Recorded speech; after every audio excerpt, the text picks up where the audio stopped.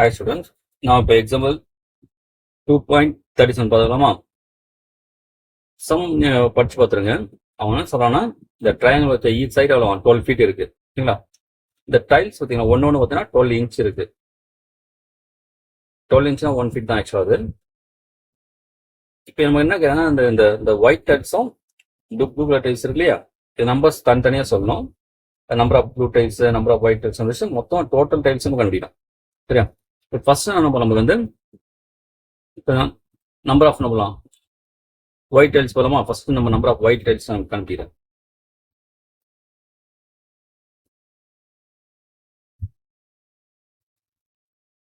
இப்போ number of white tiles கொஞ்சம் யோசிங்க. இப்போ எத்தனை நம்ம பாருங்களா? இப்போ ஃபர்ஸ்ட் ரோல ஒயிட் டைல்ஸ் எத்தனை இருக்கு பாருங்க, 1 இருக்கா? செகண்ட் ரோ பாருங்க 1 2, அப்புறம் நெக்ஸ்ட் 3 அப்படிதான் இருக்கும் இல்லையா? லாஸ்ட் ரோ பாருங்க 1 2 3 4 5 6 7 8 9 10 11 12. இப்போ 12 இருக்கு. சரிங்களா? இப்போ நமக்கு வந்து sum of natural numbers formula இருக்கு. நமக்கு நான் ஃபார்முலா எழுதுறேன். n into n plus 1/2 sum of n natural numbers formula. இது 2.9 ஆக்சுவலி பார்ப்போம். நமக்கு இந்த 1ல இருந்து ஸ்டார்ட் ஆயிடுச்சு.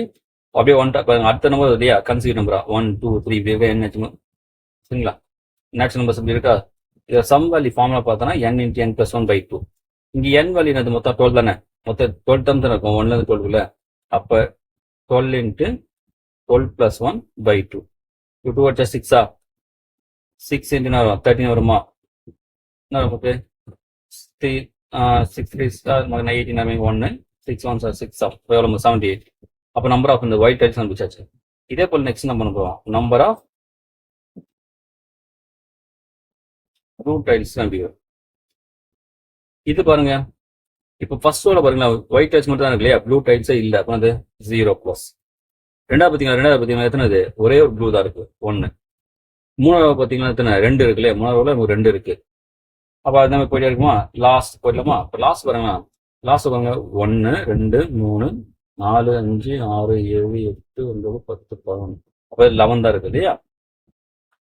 0 விட்டுலாம்ல, 0 பிளஸ் அது எத்தனை? இப்போ 1 பிளஸ் 2 பிளஸ் 3 பிளஸ் டாடா எது வரைக்கும் இருக்கும்?